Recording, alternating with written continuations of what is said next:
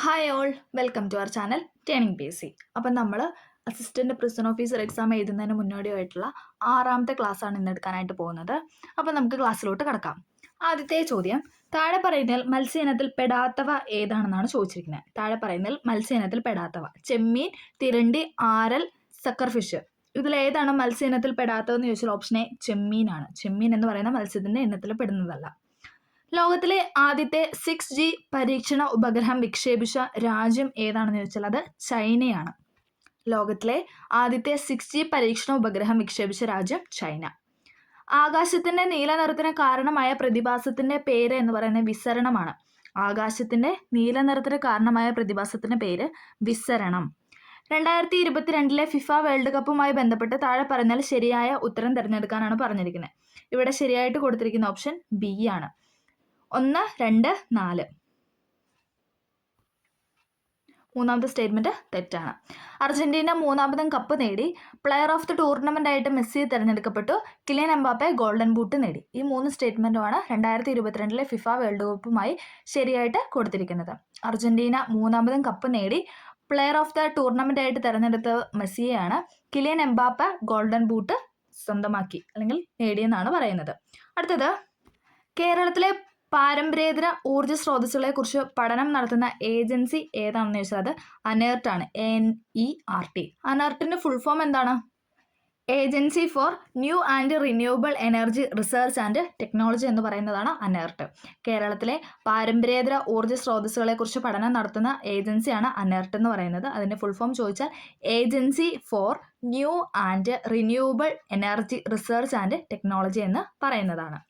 അടുത്തത്, cricket bat നിർമ്മിക്കുന്നതിന് ഏത് മരത്തിന്റെ തടിയാണ് ഉപയോഗിക്കുന്നത്? ഏതാണ്? ഓപ്ഷൻ എ ആണ്, വില്ലോ മരമാണ്. ക്രിക്കറ്റ് ബാറ്റ് നിർമ്മിക്കാൻ ഉപയോഗിക്കുന്ന മരത്തിന്റെ തടി ചോദിച്ചാൽ അത് വില്ലോ മരമാണ്. ഏഴാമത്തെ ക്വസ്റ്റ്യൻ, കേരള ഗാന്ധി എന്നറിയപ്പെടുന്ന സ്വാതന്ത്ര്യ സമര സേനാനിയാണ് ആരെന്ന് പറഞ്ഞത്? കെ കേളപ്പൻ എന്ന് പറഞ്ഞത്. കേരള ഗാന്ധി എന്നറിയപ്പെടുന്നത് കെ കേളപ്പനാണ്. ലോട്ടറി ആരംഭിച്ച ആദ്യത്തെ ഇന്ത്യൻ സംസ്ഥാനം ഏതാണ്? ലോട്ടറി ആരംഭിച്ച ആദ്യത്തെ ഇന്ത്യൻ സംസ്ഥാനം എന്ന് പറയുന്നത് കേരളമാണ്. ലോട്ടറി ആരംഭിച്ച ആദ്യത്തെ ഇന്ത്യൻ സംസ്ഥാനം കേരളം. അടുത്ത ചോദ്യം ഡിലീറ്റഡ് ആയിരുന്നു. അടുത്തത്, ജലത്തിലൂടെ പകരുന്ന ഒരു വൈറസ് രോഗം ഏതാണെന്നാണ് ചോദിച്ചിരിക്കുന്നത്. ഏതാണ്? ഓപ്ഷൻ സി ആണ്, മഞ്ഞപ്പിത്തമാണ്. ജലത്തിലൂടെ പകരുന്ന ഒരു വൈറസ് രോഗമാണ് മഞ്ഞപ്പിത്തം. അടുത്ത ചോദ്യം, ഉഷ്ണമേഖലയിൽ സ്ഥിതി ചെയ്യുന്ന സംസ്ഥാനം ഏതാണ്? ഉഷ്ണമേഖലയിൽ സ്ഥിതി ചെയ്യുന്ന സംസ്ഥാനം എന്ന് പറയുന്നത് ഗോവയാണ്. ഉഷ്ണമേഖലയിൽ സ്ഥിതി ചെയ്യുന്ന സംസ്ഥാനം എന്ന് പറയുന്നത് ഗോവ. ബാരാലാച്ചാൽ ചുരം സ്ഥിതി ചെയ്യുന്നത് ഏതു സംസ്ഥാനത്താണ്? ബാരാലാച്ചാൽ ചുരം സ്ഥിതി ചെയ്യുന്നത് ഹിമാചൽ പ്രദേശിലാണ്. ഹിമാചൽ പ്രദേശ്. ജയന്തിയ കുന്ന് ഏത് സംസ്ഥാനത്താണ് സ്ഥിതി ചെയ്യുന്നത്? ജയന്തിയ കുന്ന് സ്ഥിതി ചെയ്യുന്നത് മേഘാലയയിലാണ്. ജയന്തിയ കുന്ന് സ്ഥിതി ചെയ്യുന്ന സംസ്ഥാനം ചോദിച്ചാൽ അത് മേഘാലയയാണ്. ഗുരുവായൂർ സത്യാഗ്രഹം ഏത് വർഷത്തിലാണ് നടന്നത്? ഗുരുവായൂർ സത്യാഗ്രഹം നടന്ന 1931, 32 കാലഘട്ടത്തിലാണ്. ഗുരുവായൂർ സത്യാഗ്രഹം നടന്ന 31-ലാണ്, 1931. ഇന്ത്യയുടെ ആദ്യത്തെ ആഭ്യന്തര വകുപ്പ് മന്ത്രി ആരായിരുന്നു? ഇന്ത്യയുടെ ആദ്യത്തെ ആഭ്യന്തര വകുപ്പ് മന്ത്രി എന്ന് പറയുന്നത് സർദാർ വല്ലഭായ് പട്ടേലാണ്. ഇന്ത്യയുടെ ആദ്യത്തെ ആഭ്യന്തര വകുപ്പ് മന്ത്രി സർദാർ വല്ലഭായ് പട്ടേൽ. മഹാത്മാഗാന്ധി 1931 ആരംഭിച്ച മാസികയുടെ പേര് ചോദിച്ചാൽ അത് യങ് ഇന്ത്യ ആണ്. മഹാത്മാഗാന്ധി 1931 ആരംഭിച്ച മാസികയുടെ പേരാണ് യങ് ഇന്ത്യ എന്ന് പറയുന്നത്. നിയമത്തിന്റെ മുന്നിൽ എല്ലാവരും തുല്യരാണ് എന്നത് ഏത് ഭരണഘടനയുടെ ആർട്ടിക്കിളിലാണ് പറയുന്നത്? ഭരണഘടനയുടെ ഏത് ആർട്ടിക്കിളിലാണ് പറയുന്നത്? ഏതാണ്? ഓപ്ഷൻ ബി, ആർട്ടിക്കിൾ 14-ലാണ് പറയുന്നത്. നിയമത്തിന് മുന്നിൽ എല്ലാവരും തുല്യരാണ് എന്ന് പറയുന്നത് ആർട്ടിക്കിൾ 14-ലാണ്. നിയമത്തിന് മുന്നിൽ എല്ലാവരും തുല്യരാണ് എന്ന് പറയുന്ന അനുച്ഛേദം ചോദിച്ചുള്ളത് ആർട്ടിക്കിൾ 14. ഏത് വർഷത്തിലാണ് നെപ്പോളിയൻ ബോണപ്പാർട്ട് ഫ്രാൻസിന്റെ കിരീടധാരയായതെന്ന് ചോദിച്ചാൽ ഏതാണ്? 1804-ലാണ്. ഏത് വർഷത്തിലാണ് നെപ്പോളിയൻ ബോണപ്പാർട്ട് ഫ്രാൻസിന്റെ കിരീടധാരയായെന്ന് ചോദിച്ചാൽ 1804-ലാണ്. കാർഡമം കുന്ന് അല്ലെങ്കിൽ ഏലമല ഏത് സംസ്ഥാനത്താണ് സ്ഥിതി ചെയ്യുന്നത്? ഏതാണ്? ഓപ്ഷൻ എ, കേരളത്തിലാണ്. ഏലമല അല്ലെങ്കിൽ കാർഡമം കുന്ന് സ്ഥിതി ചെയ്യുന്നത് കേരളത്തിലാണ്. നാഥുല ചുരം ഏത് സംസ്ഥാനത്താണ് സ്ഥിതി ചെയ്യുന്നത്? നാഥുല ചുരം സ്ഥിതി ചെയ്യുന്ന സംസ്ഥാനമാണ് സിക്കിം എന്ന് പറയുന്നത്. നാഥുല ചുരം സ്ഥിതി ചെയ്യുന്ന സംസ്ഥാനം ചോദിച്ചാൽ അത് സിക്കിമിലാണ്. സിക്കിം. വാദിക്കാനും ജയിക്കുവാനുമല്ല, അറിയാനും അറിയിക്കുവാനുമാണ് എന്ന പ്രഖ്യാപനത്തിലൂടെ ആലുവയിൽ സർവ്വമത സമ്മേളനം വിളിച്ചുകൂട്ടിയ സാമൂഹിക പരിഷ്കർത്താവാണ് ആര്? ശ്രീനാരായണ ഗുരു എന്ന് പറയുന്നത്. വാദിക്കാനും ജയിക്കാനുമല്ല, അറിയാനും അറിയിക്കാനുമാണ് എന്ന പ്രഖ്യാപനത്തോടെ ആലുവയിൽ സർവ്വമത സമ്മേളനം വിളിച്ചുകൂട്ടിയ സാമൂഹ്യ പരിഷ്കർത്താവാണ് ശ്രീനാരായണ ഗുരു എന്ന് പറയുന്നത്. സഞ്ചാര സ്വാതന്ത്ര്യത്തിനായി കേരളത്തിൽ നടന്ന പ്രക്ഷോഭമായ വൈക്കം സത്യാഗ്രഹത്തോടനുബന്ധിച്ച് സവർണജാഥ സംഘടിപ്പിച്ചത് മന്നത്ത് പത്മനാഭനാണ്. സഞ്ചാര സ്വാതന്ത്ര്യത്തിനായി കേരളത്തിൽ നടന്ന പ്രക്ഷോഭമാണ് വൈക്കം സത്യാഗ്രഹം. ഏതായിരുന്നു വർഷം വൈക്കം സത്യാഗ്രഹം? 1924 അല്ലേ? 1924 വൈക്കം സത്യാഗ്രഹം നടന്നത്. അതിനോടനുബന്ധിച്ച് സവർണജാഥ സംഘടിപ്പിച്ച ആരാന്ന് വെച്ചാൽ അത് മന്നത്ത് പത്മനാഭനാണ്. വടക്ക് കിഴക്കൻ ഇന്ത്യയിലെ ഏറ്റവും വലിയ ശുദ്ധജല തടാകമായ ലോക്താക്കിൽ സ്ഥിതി ചെയ്യുന്ന ചലിക്കുന്ന ദേശീയോദ്യാനം ഏതാണെന്ന് വെച്ചാൽ ഏതാണ്? ഓപ്ഷൻ എ ആണ്, കേബിൾ ലംജാവോയാണ്. ചലിക്കുന്ന ദേശീയോദ്യാനം എന്നറിയപ്പെടുന്നത് കേബിൾ ലംജാവോ. വടക്ക് കിഴക്കൻ ഇന്ത്യയിലെ ഏറ്റവും വലിയ ശുദ്ധജല തടാകമായ ലോക്താക്കിൽ സ്ഥിതി ചെയ്യുന്ന ചലിക്കുന്ന ദേശീയോദ്യാനം ഏതാണെന്ന് വെച്ചാൽ അത് കേബിൾ ലംജാവോ. ദക്ഷിണേന്ത്യയിൽ പല്ലവരുടെ കാലത്ത് രൂപപ്പെട്ട ക്ഷേത്ര നിർമ്മാണ ശൈലി ഏതു പേരിലാണ് അറിയപ്പെടുന്നത്? ഏതാണ്? ഓപ്ഷൻ സി, ദ്രാവിഡ ശൈലിയാണ്. ദക്ഷിണേന്ത്യയിൽ പല്ലവരുടെ കാലത്ത് രൂപപ്പെട്ട ക്ഷേത്ര നിർമ്മാണ ശൈലി ഏതു പേരിലാണ് അറിയപ്പെടുന്നതെന്ന് ചോദിച്ചാൽ അത് ദ്രാവിഡ ശൈലിയാണ്. അടുത്തൊരു സ്റ്റേറ്റ്മെന്റ് ആണ്. മടക്കു പർവ്വതങ്ങളുടെ രൂപീകരണവുമായി ബന്ധപ്പെട്ട് ശരിയായ പ്രസ്താവനയാണ് ചോദിച്ചിരിക്കുന്നത്. ശരിയായതാണ് ഇവിടെ ചോദിച്ചിരിക്കുന്നത്. ഏതാണ് ശരിയായിട്ട് കൊടുത്തിരിക്കുന്നത്? ഓപ്ഷൻ എ ആണ് ഇവിടെ ശരിയായിട്ട് കൊടുത്തിരിക്കുന്നത്. ഒന്നാമത്തെ സ്റ്റേറ്റ്മെന്റ് മാത്രമാണ് ഇവിടെ ശരി. വടക്കു പർവ്വതവുമായി ബന്ധപ്പെട്ടത്. സംയോജക സീമകളിൽ ശിലാമണ്ഡല ഫലങ്ങളുടെ സമ്മർദ്ദ ഫലമായി ശിലാപാളികൾക്ക് വലനം സംഭവിച്ച് രൂപം കൊള്ളുന്നതാണ് മടക്ക് പർവ്വതം എന്ന് പറയുന്നത്. എന്താണ്? സംയോജക സീമകളിൽ ശിലാമണ്ഡല ഫലങ്ങളുടെ സമ്മർദ്ദത്തിന്റെ ഫലമായി ശിലാപാളികൾക്ക് വലനം സംഭവിച്ച് രൂപം കൊള്ളുന്ന പർവ്വതമാണ് മടക്ക് പർവ്വതം എന്ന് പറയുന്നത്. തൊഴിൽ പങ്കാളിത്തത്തിലും വരുമാനത്തിലുമുള്ള ലിംഗപദവി വ്യത്യാസങ്ങളുടെ കാരണങ്ങളെക്കുറിച്ച് ഗവേഷണ പഠനം നടത്തുകയും 2023 സാമ്പത്തിക ശാസ്ത്രത്തിനുള്ള നൊബേൽ സമ്മാനം നേടുകയും ചെയ്ത വനിത ആണ് ആര്? ഓപ്ഷൻ ബി, ക്ലോഡിയ ഗോൾഡിൻ എന്ന് പറയുന്നത്. തൊഴിൽ പങ്കാളിത്തത്തിലും വരുമാനത്തിലുമുള്ള ലിംഗപദവി വ്യത്യാസങ്ങളുടെ കാരണങ്ങളെക്കുറിച്ച് ഗവേഷണ പഠനം നടത്തുകയും 2023 സാമ്പത്തിക ശാസ്ത്രത്തിനുള്ള നൊബേൽ സമ്മാനം നേടുകയും ചെയ്ത വനിതയാണ് ആര്? ക്ലോഡിയ ഗോൾഡിൻ എന്ന് പറയുന്നത്. ധാതുക്കളുടെ ഹൃദയഭൂമി എന്നറിയപ്പെടുന്ന പീഠഭൂമി ഏതാണ്? ധാതുക്കളുടെ ഹൃദയഭൂമി എന്നറിയപ്പെടുന്ന പീഠഭൂമിയാണ് ഛോട്ടാ നാഗ്പൂർ പീഠഭൂമി. ധാതുക്കളുടെ ഹൃദയഭൂമി എന്നറിയപ്പെടുന്ന പീഠഭൂമി ചോദിച്ചാൽ അത് ഛോട്ടാ നാഗ്പൂർ പീഠഭൂമിയാണ്. ചോളന്മാരുടെ തലസ്ഥാനമായ തഞ്ചാവൂരിൽ സ്ഥിതി ചെയ്യുന്നതും യുനെസ്കോ ലോക പൈതൃക കേന്ദ്രമായി പ്രഖ്യാപിച്ചിട്ടുള്ളതുമായ ലോകപ്രശസ്ത ക്ഷേത്രം ചോദിച്ചാൽ അത് ഏതാണ്? ഓപ്ഷൻ എ ആണ്, ബൃഹദീശ്വര ക്ഷേത്രമാണ്. ചോളന്മാരുടെ തലസ്ഥാനമായ തഞ്ചാവൂരിൽ സ്ഥിതി ചെയ്യുന്നതും യുനെസ്കോ ലോക പൈതൃക കേന്ദ്രമായി പ്രഖ്യാപിച്ചിട്ടുള്ളതുമായ ലോകപ്രശസ്ത ക്ഷേത്രം ബൃഹദീശ്വര ക്ഷേത്രമാണ്. ദാരിദ്ര്യ ലഘൂകരണവും സ്ത്രീകളുടെ സാമ്പത്തിക ഉയർച്ചയും ലക്ഷ്യമിട്ട് 1998 മെയ് 17 ആരംഭിച്ച ദാരിദ്ര്യ നിർമ്മാർജ്ജന പദ്ധതിയാണ് ഏത്? കുടുംബശ്രീ എന്ന് പറയുന്നത്. ദാരിദ്ര്യ ലഘൂകരണവും സ്ത്രീകളുടെ സാമ്പത്തിക ഉയർച്ചയും ലക്ഷ്യമിട്ട് 1998 മെയ് 17 ആരംഭിച്ച ദാരിദ്ര്യ നിർമ്മാർജ്ജന പദ്ധതിയാണ് കുടുംബശ്രീ എന്ന് പറയുന്നത്. 1996 മാർച്ച് 14 നിലവിൽ വന്ന കേരള സംസ്ഥാന വനിതാ കമ്മീഷന്റെ ആദ്യത്തെ ചെയർപേഴ്സണായ കവയിത്രി ആരാണെന്ന് ചോദിച്ചാൽ അത് ആരാണ്? സുഗതകുമാരിയാണ്. 1996 മാർച്ച് 14 നിലവിൽ വന്ന കേരള സംസ്ഥാന വനിതാ കമ്മീഷൻ. അപ്പോൾ അതിനകത്ത് തന്നെ ഒരു ഉത്തരം ഉണ്ടല്ലേ. അപ്പോൾ വനിതാ കമ്മീഷൻ, കേരള സംസ്ഥാന വനിതാ കമ്മീഷൻ നിലവിൽ വന്നെന്നാണ് 1996 മാർച്ച് 14. 1996 മാർച്ച് 14. അപ്പോൾ വനിതാ കമ്മീഷൻ ആദ്യത്തെ ചെയർപേഴ്സണായ കവയിത്രിയാണ് ആരെന്ന് പറയുന്നത്? സുഗതകുമാരി എന്ന് പറയുന്നത്. ഹൈക്കോടതികൾക്ക് റിട്ട് പുറപ്പെടുവിക്കാൻ അധികാരം നൽകിയിട്ടുള്ള ഭരണഘടനാ വകുപ്പാണ് ഏത്? ഓപ്ഷൻ എ, അനുച്ഛേദം 226 എന്ന് പറയുന്നത്. ഹൈക്കോടതികൾക്ക് റിട്ട് പുറപ്പെടുവിക്കാൻ അധികാരം നൽകിയിട്ടുള്ള ആർട്ടിക്കിളാണ് ആർട്ടിക്കിൾ 226. ഇന്ത്യൻ ഭരണഘടനയുടെ ഏത് അനുച്ഛേദമാണ് നിയമത്തിന് മുൻപിലുള്ള സമത്വം നൽകുന്നത്? നിയമത്തിന് മുൻപിലുള്ള സമത്വം നൽകുന്ന ആർട്ടിക്കിൾ 14 ആണ്. നിയമത്തിന് മുന്നിലുള്ള സമത്വം ആർട്ടിക്കിൾ 14. സർക്കാർ ഉദ്യോഗസ്ഥരോട് തങ്ങളുടെ കടമ നിർവഹിക്കാൻ നിർബന്ധിക്കുന്ന റിട്ടാണ് ഏത്? ഓപ്ഷൻ സി, മാൻഡമസ് എന്ന് പറയുന്നത്. സർക്കാർ ഉദ്യോഗസ്ഥരോട് തങ്ങളുടെ കടമ നിർവഹിക്കാൻ നിർബന്ധിക്കുന്ന റിട്ടാണ് മാൻഡമസ് എന്ന് പറയുന്നത്. ഇന്ത്യൻ മൗലിക കടമകൾ ഉൾപ്പെടുത്താൻ ശുപാർശ ചെയ്ത കമ്മിറ്റി ഏതാണ്? ഇന്ത്യൻ മൗലിക കടമകൾ ഉൾപ്പെടുത്താൻ ശുപാർശ ചെയ്ത കമ്മിറ്റിയാണ് സ്വരൺ സിംഗ് കമ്മിറ്റി എന്ന് പറയുന്നത്. ഇന്ത്യൻ മൗലിക കടമകൾ ഉൾപ്പെടുത്താൻ ശുപാർശ ചെയ്ത കമ്മിറ്റിയാണ് സ്വരൺ സിംഗ് കമ്മിറ്റി. ഇന്ത്യൻ ഭരണഘടനയുടെ ഏത് അനുച്ഛേദത്തിലാണ് മൗലിക കടമകളെക്കുറിച്ച് പ്രതിപാദിക്കുന്നത്? മൗലിക കടമകളെക്കുറിച്ച് പ്രതിപാദിക്കുന്ന ആർട്ടിക്കിൾ 51A മൗലിക കടമകളെക്കുറിച്ച് പറയുന്നത് ആർട്ടിക്കിൾ 51A. ലോക മനുഷ്യാവകാശ ദിനമായിട്ട് ആചരിക്കുന്ന എന്നാണ്? മനുഷ്യാവകാശ ദിനം എന്ന് പറയുന്നത് ഡിസംബർ 10 അല്ലേ. ലോക മനുഷ്യാവകാശ ദിനമായിട്ട് ആചരിക്കുന്ന ഡിസംബർ 10. ദേശീയ മനുഷ്യാവകാശ കമ്മീഷന്റെ നിലവിലെ ആക്ടിംഗ് ചെയർപേഴ്സൺ ആരാണ്? ദേശീയ മനുഷ്യാവകാശ കമ്മീഷന്റെ നിലവിലെ ആക്ടിംഗ് ചെയർപേഴ്സൺ എന്ന് പറയുന്നത് ശ്രീമതി വിജയഭാരതി സയാനിയാണ്. ആക്ടിംഗ് ചെയർപേഴ്സൺ എന്ന് പറയുന്നത് ശ്രീമതി വിജയഭാരതി സയാനി. ത്രിവർണ്ണ പതാക ഇന്ത്യയുടെ ദേശീയ പതാകയായി അംഗീകരിച്ചത് എന്നാണ്? ത്രിവർണ്ണ പതാക ഇന്ത്യയുടെ ദേശീയ പതാകയായിട്ട് അംഗീകരിച്ചത് 1947 ജൂലൈ 22 ത്രിവർണ്ണ പതാക ഇന്ത്യയുടെ ദേശീയ പതാകയായിട്ട് അംഗീകരിച്ചത് 1947 ജൂലൈ 22 ജൂലൈ 22. ഇന്ത്യയുടെ ദേശീയ ഗീതം രചിച്ചത് ആരാണെന്ന് വെച്ചാൽ അത് ബങ്കിം ചന്ദ്ര ചാറ്റർജിയാണ്. ഇന്ത്യയുടെ ദേശീയ ഗീതം രചിച്ചത് ബങ്കിം ചന്ദ്ര ചാറ്റർജി. രവീന്ദ്രനാഥ ടാഗോർ ബംഗാളിൽ സ്ഥാപിച്ച സർവകലാശാലയുടെ പേരാണ് ഏത്? ഓപ്ഷൻ ബി വിശ്വഭാരതി എന്ന് പറയുന്നത്. രവീന്ദ്രനാഥ ടാഗോർ ബംഗാളിൽ സ്ഥാപിച്ച സർവകലാശാലയുടെ പേരാണ് വിശ്വഭാരതി എന്ന് പറയുന്നത്.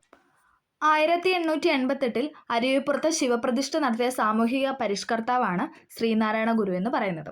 1888 അരുവിപ്പുറത്ത് ശിവപ്രതിഷ്ഠ നടത്തിയ സാമൂഹ്യ പരിഷ്കർത്താവാണ് ശ്രീനാരായണ ഗുരു. കേരളത്തിലെ ആദ്യത്തെ ദേശീയോദ്യാനമാണ് ഏത്? ഇരവികുളം ദേശീയോദ്യാനം എന്ന് പറയുന്നത്. കേരളത്തിലെ ആദ്യത്തെ ദേശീയോദ്യാനം അഥവാ നാഷണൽ പാർക്കാണ് ഇരവികുളം നാഷണൽ പാർക്ക് എന്ന് പറയുന്നത്. കേരളത്തിലെ ഏറ്റവും വലിയ കായൽ ഏതാണ്? കേരളത്തിലെ ഏറ്റവും വലിയ കായൽ വേമ്പനാട് കായലാണ്. കേരളത്തിലെ ഏറ്റവും വലിയ കായലാണ് വേമ്പനാട്ട് കായൽ. കേരളത്തിൽ നിന്നും ആദ്യമായി ഒളിമ്പിക്സിൽ പങ്കെടുത്ത വനിത ആരാണ്? കേരളത്തിൽ നിന്ന് ആദ്യമായിട്ട് ഒളിമ്പിക്സിൽ പങ്കെടുത്ത വനിത PT ഉഷയാണ്. കേരളത്തിൽ നിന്നും ആദ്യമായിട്ട് ഒളിമ്പിക്സിൽ പങ്കെടുത്ത വനിത ചോദിക്കുകയാണെങ്കിൽ അത് PT ഉഷയാണ്. കേരളത്തിലെ ആദ്യത്തെ ജലവൈദ്യുത പദ്ധതിയായ പള്ളിവാസൽ ഏത് നദിയിലാണെന്ന് ചോദിച്ചാൽ അത് മുതിരമ്പുഴയിലാണ്. കേരളത്തിലെ ആദ്യത്തെ ജലവൈദ്യുത പദ്ധതിയായ പള്ളിവാസൽ ഏതു നദിയിലാണെന്ന് ചോദിച്ചാൽ അത് മുതിരപ്പുഴയിലാണ്. നീലവിപ്ലവം ഏതു മേഖലയുമായി ബന്ധപ്പെട്ടിരിക്കുന്നു? നീലവിപ്ലവം മത്സ്യബന്ധനവുമായി ബന്ധപ്പെട്ടതാണ്. നീലവിപ്ലവം എന്ന് പറയുന്നത് മത്സ്യബന്ധനവുമായി ബന്ധപ്പെട്ടതാണ്. ഗുരുവായൂർ സത്യാഗ്രഹത്തിന്റെ വോളണ്ടിയർ ക്യാപ്റ്റനാണ് AK ഗോപാലൻ അഥവാ AKG എന്ന് പറയുന്നത്. ഗുരുവായൂർ സത്യാഗ്രഹത്തിന്റെ വോളണ്ടിയർ ക്യാപ്റ്റനാണ് AK ഗോപാലൻ. കേരളത്തിലെ ഏറ്റവും ആഴമുള്ള തുറമുഖം ഏതാണ്? കേരളത്തിലെ ഏറ്റവും ആഴമുള്ള തുറമുഖം എന്ന് പറയുന്നത് വിഴിഞ്ഞം തുറമുഖമാണ്. കേരളത്തിലെ ഏറ്റവും ആഴമുള്ള തുറമുഖമാണ് വിഴിഞ്ഞം തുറമുഖം എന്ന് പറയുന്നത്.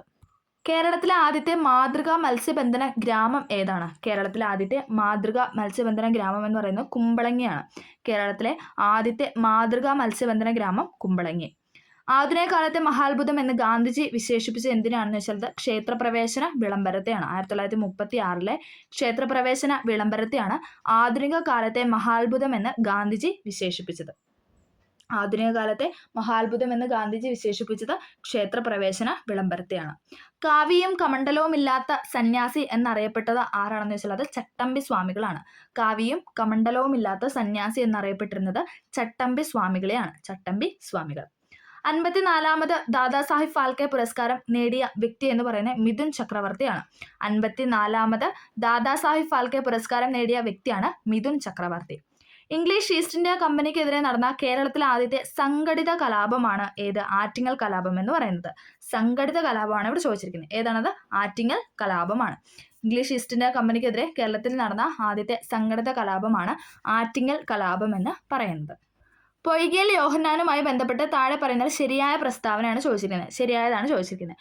ഏതാണ്? ഓപ്ഷൻ C ആണ്. 2ഉം 4ഉം ആണ് ഇവിടെ ശരിയായിട്ട് കൊടുത്തിരിക്കുന്നത്. കുമാര ഗുരുദേവൻ എന്ന പേരിലാണ് അറിയപ്പെട്ടിരുന്നത്. അയിത്ത ജാതിക്കാർക്കായി തിരുവിതാംകൂർ സർക്കാർ അനുമതിയോടെ ആദ്യത്തെ ഇംഗ്ലീഷ് വിദ്യാലയം തുടങ്ങി. ഇപ്പം പൊയ്കയിൽ യോഹന്നാനുമായി ബന്ധപ്പെട്ട സ്റ്റേറ്റ്മെന്റ് ആണ് ഇവിടെ ചോദിച്ചിരിക്കുന്നത്. കുമാര ഗുരുദേവൻ എന്നാണ് അദ്ദേഹം അറിയപ്പെട്ടിരുന്നത്. അയിത്ത ജാതിക്കാർക്കായിട്ട് തിരുവിതാംകൂർ സർക്കാർ അനുമതിയോടെ ആദ്യത്തെ ഇംഗ്ലീഷ് വിദ്യാലയം തുടങ്ങി എന്ന് പറയുന്നു. ഈ 2 സ്റ്റേറ്റ്മെന്റുമാണ് ഇവിടെ ശരിയായിട്ട് നൽകിയിരിക്കുന്നത്. ഇന്ത്യയുടെ രണ്ടാമത്തെ ആണവോർജ ബാലിസ്റ്റിക് അന്തർവാഹിനി ഏതാണ്? ഇന്ത്യയുടെ രണ്ടാമത്തെ ആണവോർജ ബാലിസ്റ്റിക് അന്തർവാഹിനി ചോദിച്ചാൽ അത് ഓപ്ഷൻ C ആണ്. INS അരിഖാന്ത് ആണ്. സ്പെല്ലിംഗ് നോക്കണേ. INS അരിഖാന്ത് ഇങ്ങനെയാണ് എഴുതുന്നത്. ഇന്ത്യയുടെ രണ്ടാമത്തെ ആണവോർജ ബാലിസ്റ്റിക് അന്തർവാഹിനിയാണ് INS അരിഖാന്ത് എന്ന് പറയുന്നത്.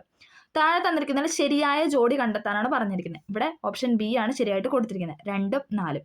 PT ഭട്ടതിരിപ്പാട് യോഗക്ഷേമ സഭ, പണ്ഡിറ്റ് KP കറുപ്പൻ അരയ സമാജം. ഇത് 2ഉം ആണ് ഇവിടെ ശരിയായിട്ട് കൊടുത്തിരിക്കുന്നത്. PT ഭട്ടതിരിപ്പാട് യോഗക്ഷേമ സഭ, പണ്ഡിറ്റ് KP കറുപ്പൻ അരയ സമാജം. ജാതി ഭേദം മതദ്വേഷം ഏതുമില്ലാതെ സർവരും സോദരേതിന വാഴുന്ന മാതൃകാ സ്ഥാനമാണിത് എന്ന് ശ്രീനാരായണ ഗുരു രേഖപ്പെടുത്തിയിരിക്കുന്നത് എവിടെയാണെന്ന് ചോദിച്ചാൽ അത് ഓപ്ഷൻ D അരുവിപ്പുറത്താണ്. ജാതിഭേദം മതദേശം ഏതുമില്ലാതെ സർവരും സോദരേന വാഴുന്ന മാതൃകാ സ്ഥാനമാണിത് എന്ന് ശ്രീനാരായണ ഗുരു രേഖപ്പെടുത്തിയിരിക്കുന്നത് എവിടെയാണെന്ന് വെച്ചാൽ അത് അരുവിപ്പുറം ശിവക്ഷേത്രത്തിലാണ്. അരുവിപ്പുറം ശിവക്ഷേത്രം. ഉപ്പ് സത്യാഗ്രഹത്തിന്റെ ഭാഗമായി കേരളത്തിൽ ആദ്യമായി ഉപ്പ് കുറുക്കൽ സമരം നടന്ന സ്ഥലം ചോദിച്ചാൽ അത് പയ്യന്നൂരാണ്. ഉപ്പ് സത്യാഗ്രഹത്തിന്റെ ഭാഗമായി കേരളത്തിൽ ആദ്യമായി ഉപ്പ് കുറുക്കൽ സമരം നടന്നത് പയ്യന്നൂരിലാണ്. സ്വാതന്ത്ര്യാനന്തരം ഒരു ഒളിമ്പിക്സിൽ ഇന്ത്യക്കായി 2 മെഡലുകൾ നേടുന്ന ആദ്യത്തെ താരമാണ് ആര്? ഓപ്ഷൻ B മനു ഭാക്കർ എന്ന് പറയുന്നത്. സ്വാതന്ത്ര്യാനന്തരം എന്താണ് ഒരു ഒളിമ്പിക്സിൽ തന്നെ ഇന്ത്യക്കായിട്ട് 2 മെഡലുകൾ നേടി. അങ്ങനെ നേടുന്ന ആദ്യത്തെ താരമാണ് മനു ഭാക്കർ എന്ന് പറയുന്നത്. കേരളത്തിലെ മദൻ മോഹൻ മാളവ്യയും ഇന്ന് ഭാരതകേസരിയും എന്നും അറിയപ്പെടുന്ന സാമൂഹ്യ പരിഷ്കർത്താവ് ആരാണെന്ന് വെച്ചാൽ അത് ആരാണ്? ഓപ്ഷൻ സി മന്നത്ത് പത്മനാഭനാണ്. കേരളത്തിലെ മദൻ മോഹൻ മാളവ്യ എന്നും ഭാരത കേസരി എന്നൊക്കെ അറിയപ്പെടുന്ന സാമൂഹ്യ പരിഷ്കർത്താവാണ് മന്നത്ത് പത്മനാഭൻ എന്ന് പറയുന്നത്. താഴെ തന്നിരിക്കുന്നതിൽ ഏത് സസ്യ വിഭാഗത്തിൽ പെടുന്നതാണ് റിക്സിയ എന്ന് പറയുന്നത്? റിക്സിയ ഏതാണ്? ഓപ്ഷൻ ബി ആണ്. ബ്രയോ ഫൈറ്റ എന്ന് പറയുന്നതാണ് റിക്സിയ എന്ന സസ്യവിഭാഗത്തിൽ പെടുന്നത്. ബ്രയോ ഫൈറ്റ. മനുഷ്യന്റെ പൂർണ്ണകാല ഗർഭത്തിന്റെ കാലയളവ് എത്രയാണെന്നാണ് ചോദിച്ചിരിക്കുന്നത്. കാലയളവ് ചോദിച്ചാൽ എത്രയാണ്? ഓപ്ഷൻ സി ആണ്. 270 മുതൽ 280 ദിവസം വരെയാണ്. 270 മുതൽ 280 ദിവസം വരെയാണ് മനുഷ്യന്റെ പൂർണ്ണകാല ഗർഭത്തിന്റെ കാലയളവ് എന്ന് പറയുന്നത്. തന്മാത്രാ തലത്തിൽ ജീവികളെ തിരിച്ചറിഞ്ഞ് വർഗീകരിക്കുന്ന സാങ്കേതിക വിദ്യ ഏതു പേരിലാണ് അറിയപ്പെടുന്നത്? തന്മാത്രാ തലത്തിൽ ജീവികളെ തിരിച്ചറിഞ്ഞ് വർഗീകരിക്കുന്ന സാങ്കേതിക വിദ്യ അറിയപ്പെടുന്ന പേരാണ് ഓപ്ഷൻ എ DNA ബാർകോഡിംഗ് എന്ന് പറയുന്നത്. DNA barcoding. താഴെ പറയുന്നതിൽ ഏത് ഹോർമോണാണ് കൃത്രിമമായ പ്രജനന കാലഘട്ടമുള്ള ജീവികളിൽ ലൈംഗിക പ്രവർത്തനങ്ങൾ നിയന്ത്രിക്കുന്നത്? ഏതാണ്? ഓപ്ഷൻ ഡി ആണ്. മെലാട്ടോണിൻ ആണ്. താഴെ പറയുന്നതിൽ ഏത് ഹോർമോണാണ് കൃത്യമായ പ്രജനന കാലഘട്ടമുള്ള ജീവികളിൽ ലൈംഗിക പ്രവർത്തനങ്ങൾ നിയന്ത്രിക്കുന്നതെന്ന് വെച്ചാൽ അത് മെലാറ്റോണിൻ ആണ്. മെലാറ്റോണിൻ. താഴെ തന്നിരിക്കുന്നതിൽ മനുഷ്യരിൽ സെർവിക്കൽ ക്യാൻസറിന് കാരണമാകുന്ന വൈറസ് ഏതാണെന്ന് ചോദിച്ചാൽ ഏതാണ്? അത് ഓപ്ഷൻ സി ആണ്. ഹ്യൂമൻ പാപ്പിലോമ വൈറസ് ആണ്. താഴെ തന്നിരിക്കുന്നതിൽ മനുഷ്യരിൽ സെർവിക്കൽ ക്യാൻസറിന് കാരണമാകുന്ന വൈറസ് ആണ് ഹ്യൂമൻ പാപ്പിലോമ വൈറസ് എന്ന് പറയുന്നത്. കേരളത്തിലെ അംഗപരിമിത സൗഹാർദ്ദ സംസ്ഥാനം ആക്കുക എന്ന ലക്ഷ്യത്തോടെ ആരംഭിച്ച ആരോഗ്യക്ഷേമ പരിപാടി ഏതാണെന്ന് വെച്ചാൽ അത് ഓപ്ഷൻ സി അനുയാത്രയാണ്. കേരളത്തിലെ അംഗപരിമിത സൗഹാർദ്ദ സംസ്ഥാനമാക്കുക എന്ന ലക്ഷ്യത്തോടെ ആരംഭിച്ച ആരോഗ്യക്ഷേമ പരിപാടിയാണ് അനുയാത്ര എന്ന് പറയുന്നത്. ഡയോക്സിനുമായി ബന്ധപ്പെട്ട പ്രസ്താവനകൾ പരിശോധിച്ച് ചുവടെ നൽകിയിരിക്കുന്നവയിൽ നിന്നും ശരിയുത്തരം കണ്ടെത്താനാണ് പറഞ്ഞിരിക്കുന്നത്. ഡയോക്സിനുമായിട്ട് ബന്ധപ്പെട്ടത് ഏതാണ് ഇവിടെ ശരിയായിട്ട് കൊടുത്തിരിക്കുന്ന? ഓപ്ഷൻ ഡി ആണ്. പ്രസ്താവന എല്ലാം ശരിയാണ്. വിഷാംശമുള്ളതും പരിസ്ഥിതി മലിനീകരണം ഉണ്ടാക്കുന്നതുമായ രാസവസ്തുവാണ് ഡയോക്സിൻ എന്ന് പറയുന്നത്. എന്താണ്? വിഷാംശമുള്ളതും പരിസ്ഥിതി മലിനീകരണം ഉണ്ടാക്കുന്നതുമായ രാസവസ്തുവാണ് ഡയോക്സിൻ എന്ന് പറയുന്നത്. കൊഴുപ്പ് കലകളിൽ സംഭരിക്കപ്പെടുന്നു എന്നാണ് പറയുന്നത്. വ്യാവസായിക പ്രക്രിയകളുടെ ഉപോൽപ്പന്നങ്ങളാണ് ഡയോക്സിൻ എന്ന് പറയുന്നത്. മനുഷ്യരിൽ ഹോർമോൺ വ്യവസ്ഥയ്ക്ക് തകരാറുണ്ടാക്കുന്നതിനും ക്യാൻസറിനും കാരണമാകുന്നു ഡയോക്സിൻ എന്ന് പറയുന്നത്. വിഷാംശമുള്ളതും പരിസ്ഥിതി മലിനീകരണം ഉണ്ടാക്കുന്നതുമായ രാസവസ്തുവാണ് ഡയോക്സിൻ. കൊഴുപ്പ് കലകളിൽ സംഭരിക്കപ്പെടുന്ന വ്യാവസായിക പ്രക്രിയകളുടെ ഉപോൽപ്പന്നങ്ങളാണിവ. മനുഷ്യരിൽ ഹോർമോൺ വ്യവസ്ഥയ്ക്ക് തകരാറുണ്ടാക്കുന്നതിനും ക്യാൻസറിനും കാരണമാകുന്നു എന്നാണ് പറയുന്നത്. താഴെ തന്നിരിക്കുന്നതിൽ കേരള കാർഷിക സർവകലാശാല വികസിപ്പിച്ചെടുത്ത ഗുണമേന്മയുള്ള കൂൺ ഇനം ഏതാണെന്ന് ചോദിച്ചാൽ ഏതാണ്? ഓപ്ഷൻ എ ആണ്. ഭീമയാണ്. താഴെ തന്നിരിക്കുന്നതിൽ കേരള കാർഷിക സർവകലാശാല വികസിപ്പിച്ചെടുത്ത ഗുണമേന്മയുള്ള കൂൺ ഇനമാണ് ഭീമ എന്ന് പറയുന്നത്. അസ്ഥികളുടെ ശരിയായ വളർച്ചയ്ക്കും കേടുപാടുകൾ പരിഹരിക്കുന്നതിനും സഹായകമായ സവിശേഷ കോശങ്ങൾ ചുവടെ നൽകിയിരിക്കുന്നതിൽ നിന്നും കണ്ടെത്താനാണ് പറഞ്ഞിരിക്കുന്നത്. ഏതാണ്? ഓപ്ഷൻ സി ആണ്. ഓസ്റ്റിയോബ്ലാസ്റ്റുകളാണ്. അസ്ഥിയുടെ ശരിയായ വളർച്ചയ്ക്കും കേടുപാടുകൾ പരിഹരിക്കുന്നതിനും സഹായകമായ സവിശേഷ കോശങ്ങൾ ഏതാണെന്ന് ചോദിച്ചാൽ അത് ഓസ്റ്റിയോബ്ലാസ്റ്റുകളാണ്. വിറ്റാമിൻ B12 അപര്യാപ്തത മൂലമുണ്ടാകുന്ന രോഗമാണ് ഏത്? ഓപ്ഷൻ സി മെഗലോബ്ലാസ്റ്റിക് അനീമിയ എന്ന് പറയുന്നത്. വിറ്റാമിൻ B12 അപര്യാപ്തത മൂലമുണ്ടാകുന്ന രോഗമാണ് മെഗലോബ്ലാസ്റ്റിക് അനീമിയ എന്ന് പറയുന്നത്. ഹൈഡ്രജൻ ഓക്സിജൻ ഫ്യൂവൽ സെല്ലിൽ വൈദ്യുതി ഉൽപ്പാദിപ്പിക്കുന്നതിനോടൊപ്പം ലഭിക്കുന്ന ഉപോൽപ്പന്നം ഏതാണ്? ഹൈഡ്രജൻ ഓക്സിജൻ ഫ്യൂവൽ സെല്ലിൽ വൈദ്യുതി ഉൽപ്പാദിപ്പിക്കുന്നതിനോടൊപ്പം ലഭിക്കുന്ന ഉപോൽപ്പന്നം ചോദിച്ചാൽ ഓപ്ഷൻ സി ജലമാണ്. ഹൈഡ്രജൻ ഓക്സിജൻ ഫ്യൂവൽ സെല്ലിൽ വൈദ്യുതി ഉൽപ്പാദിപ്പിക്കുന്നതിനോടൊപ്പം ലഭിക്കുന്ന ഉപോൽപ്പന്നമാണ് ജലം എന്ന് പറയുന്നത്. 6 കിലോഗ്രാം മാസുള്ള ഒരു വസ്തുവിനെ ഭൂമിയുടെ കേന്ദ്രത്തിൽ നിന്ന് ഉപരിതലത്തിലേക്കും അവിടെ നിന്ന് ചന്ദ്രന്റെ ഉപരിതലത്തിലേക്കും കൊണ്ടുപോകുന്നു. വസ്തുവിന്റെ മാസിൽ ഉണ്ടാകുന്ന വ്യത്യാസം എന്താണെന്നാണ് ചോദിച്ചിരിക്കുന്നത്. ഓപ്ഷൻ ഡി ആണ്. എല്ലായിടത്തും വസ്തുവിന്റെ ഭാരം എന്താണ്? 6 കിലോഗ്രാം തന്നെയായിരിക്കും. 6 കിലോഗ്രാം എന്ന് പറയുന്നതാണ് ഇവിടെ ശരിയായിട്ട് നൽകിയിരിക്കുന്നത്. അടുത്തത്, താഴെ തന്നിരിക്കുന്നവയിൽ ഊർജത്തിന്റെ യൂണിറ്റ് അല്ലാത്തത് ഏതാണ്? താഴെ തന്നിരിക്കുന്നതിൽ ഊർജത്തിന്റെ യൂണിറ്റ് അല്ലാത്തത് ഓപ്ഷൻ സി ആണ്. ജൂൾ പെർ സെക്കൻഡ് എന്ന് പറയുന്നത് ഊർജത്തിന്റെ യൂണിറ്റ് അല്ല. Kilowatt hour, erg, kilogram metre square per second square എന്നൊക്കെ പറയുന്നത് ഊർജത്തിന്റെ യൂണിറ്റുകളാണ്. Kilowatt hour, erg, kilogram metre square per second square എന്നൊക്കെ പറയുന്നത് ഊർജത്തിന്റെ യൂണിറ്റുകളാണ്. സാധാരണയായി നാം ഉപയോഗിക്കുന്ന താപനില സ്കെയിലുകളാണ് Celsius scale, Fahrenheit scale, Kelvin scale എന്നിവ. സാധ്യമായ ഏറ്റവും താഴ്ന്ന താപനില ഈ 3 സ്കെയിലുകളിൽ എത്രയാണെന്ന് ചോദിച്ചാൽ അത് എത്രയാണ്? ഓപ്ഷൻ എ ആണ്. സെൽഷ്യസ് സ്കെയിലാണെങ്കിൽ -273.15 ഡിഗ്രി സെൽഷ്യസ്, ഫാരൻഹീറ്റ് സ്കെയിലാണെങ്കിൽ -459.69 ഡിഗ്രി ഫാരൻഹീറ്റ്. ഇനി കെൽവിൻ സ്കെയിലാണെങ്കിൽ അത് 0 കെൽവിൻ ആണ് ഏറ്റവും താഴ്ന്ന താപനില എന്ന് പറയുന്നത്. സെൽഷ്യസ് സ്കെയിലാണെങ്കിൽ -273.15 ഡിഗ്രി സെൽഷ്യസ്. ഫാരൻഹീറ്റ് സ്കെയിലിൽ ഏറ്റവും കുറവ് ചോദിക്കുകയാണെങ്കിൽ അത് -459.69 ഡിഗ്രി ഫാരൻഹീറ്റ്. ഇനി കെൽവിൻ സ്കെയിലാണെങ്കിൽ 0 കെൽവിൻ ആയിരിക്കും. ഓക്കെ, അടുത്തത് ചലനത്തെ സംബന്ധിച്ച ചില പ്രസ്താവനകൾ തന്നിരിക്കുന്നു. ശരിയായതാണ് ചോദിച്ചിരിക്കുന്നത്. ഇവിടെ ശരിയായിട്ട് കൊടുത്തിരിക്കുന്ന ഓപ്ഷൻ ബി ആണ്. 2 മാത്രമാണ് ഇവിടെ ശരിയുള്ളത്. സമപ്രവേഗത്തിൽ സഞ്ചരിക്കുന്ന വസ്തുവിന്റെ ത്വരണം 0 എന്നാണ് പറയുന്നത്. അപ്പം ചലനത്തെക്കുറിച്ചുള്ള സ്റ്റേറ്റ്മെന്റ് ആണ് പറയുന്നത്. സമപ്രവേഗത്തിൽ സഞ്ചരിക്കുന്ന വസ്തുവിന്റെ ത്വരണം എപ്പോഴും 0 ആയിരിക്കും. അടുത്തത് പ്രകാശരശ്മി ഒരു മാധ്യമത്തിൽ നിന്ന് മറ്റൊരു മാധ്യമത്തിലേക്ക് കടക്കുമ്പോൾ അപവർത്തനം സംഭവിക്കാത്ത ചില സാഹചര്യങ്ങൾ താഴെ പറയുന്നു. അതിൽ ശരിയായതാണ് ചോദിച്ചിരിക്കുന്നത്. ഓപ്ഷൻ ഡി ആണ്. 1, 2, 3 ആണ് ഇവിടെ ശരിയായിട്ട് നൽകിയിരിക്കുന്നത്. ഇതിലൊന്നും എന്താണ് അപവർത്തനം സംഭവിക്കുന്നില്ല. മാധ്യമങ്ങളുടെ പ്രകാശിക സാന്ദ്രത തുല്യമായാലും പ്രകാശരശ്മി മാധ്യമങ്ങളുടെ വിഭജന തലത്തിൽ ലംബമായി പതിച്ചാലും 2 മാധ്യമങ്ങൾക്കും ഒരേ അപവർത്തനാങ്കം ആയാലും എന്താണ് പ്രകാശരശ്മി ഒരു മാധ്യമത്തിൽ നിന്ന് മറ്റൊരു മാധ്യമത്തിലേക്ക് കടക്കുമ്പോൾ അവിടെ അപവർത്തനം സംഭവിക്കുന്നില്ല. മാധ്യമങ്ങളുടെ പ്രകാശിക സാന്ദ്രത തുല്യമായാൽ പ്രകാശരശ്മി മാധ്യമങ്ങളുടെ വിഭജന തലത്തിൽ ലംബമായിട്ട് പതിച്ചാൽ 2 മാധ്യമങ്ങൾക്കും ഒരേ അപവർത്തനാങ്കം ആയാലും എന്താണ് അവിടെ അപവർത്തനം സംഭവിക്കുന്നില്ല. ഭൂമിക്ക് ചുറ്റും കറങ്ങുന്ന ഒരു ഉപഗ്രഹത്തിന്റെ സ്ഥിതികോർജം E ആണെങ്കിൽ അതിന്റെ ഗതികോർജവും ആകെ ഊർജവും എത്രയാണെന്നാണ് ചോദിച്ചിരിക്കുന്നത്. എത്രയാണ്? ഓപ്ഷൻ ബി ആണ്. ഗതികോർജം എന്ന് പറയുന്നത് -E/2ഉം ആകെ ഊർജം എന്ന് പറയുന്നത് E/2ഉം ആണ്. ഓക്കെ, അപ്പോൾ ഭൂമിക്ക് ചുറ്റും കറങ്ങുന്ന ഒരു ഉപഗ്രഹത്തിന്റെ സ്ഥിതികോർജം ഇവിടെ തന്നിട്ടുണ്ട്. സ്ഥിതികോർജം എന്ന് പറയുന്നത് E ആണെങ്കിൽ അതിന്റെ ആകെ ഗതികോർജം എന്ന് പറയുന്നത് -E/2ഉം ഇനി ആകെ ഊർജം എന്ന് പറയുന്നത് E/2ഉം ആയിരിക്കും. ഓക്കെ, അടുത്തത് ആവർത്തന പട്ടികയുടെ പിതാവ് മെൻഡലീഫ് ആണ്. ആധുനിക ആവർത്തന പട്ടികയുടെ പിതാവ് മോസ്ലി ആണ്. ഈ ആവർത്തന പട്ടികകളുടെ അടിസ്ഥാനമാണ് ഇവിടെ ചോദിച്ചിരിക്കുന്നത്.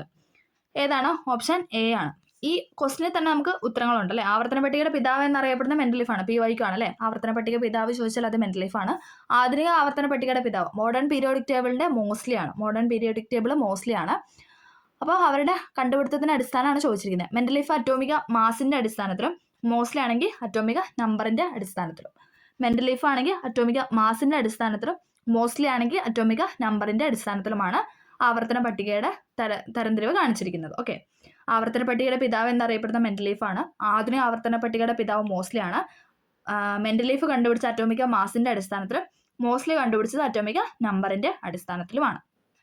അടുത്തത് താഴെ പറയുന്നതിൽ ഏത് അയിരിനെയാണ് ശക്തമായി ചൂടാക്കി ലോഹം വേർതിരിക്കാൻ കഴിയുന്നതെന്നാണ് ചോദിച്ചിരിക്കുന്നത്. ഏതാണ്? ഓപ്ഷൻ സി സിന്നബാറിനെയാണ്. ഏത് അയിരിനെയാണ് ശക്തമായി ചൂടാക്കി ലോഹം വേർതിരിക്കാനാവുന്നതെന്ന് ചോദിച്ചാൽ അത് സിന്നബാറാണ്. ഓപ്ഷൻ സി ആണ് ഉത്തരമെന്ന് പറയുന്നത്. അപ്പോൾ നമ്മൾ റീസെൻ്റ് ആയിട്ട് നടന്ന ചോദ്യപേപ്പറിലെ 80 ക്വസ്റ്റ്യൻസ് ആണ് ഈ ക്ലാസ്സിൽ ഡിസ്കസ് ചെയ്തത്. എല്ലാവർക്കും വീഡിയോ ഹെൽപ്ഫുൾ ആയെന്ന് വിചാരിക്കുന്നു. ഹെൽപ്ഫുൾ ആയെങ്കിൽ ലൈക്ക് ചെയ്ത് സപ്പോർട്ട് ചെയ്യുക. അടുത്ത വീഡിയോയിൽ കാണാം. Okay, thank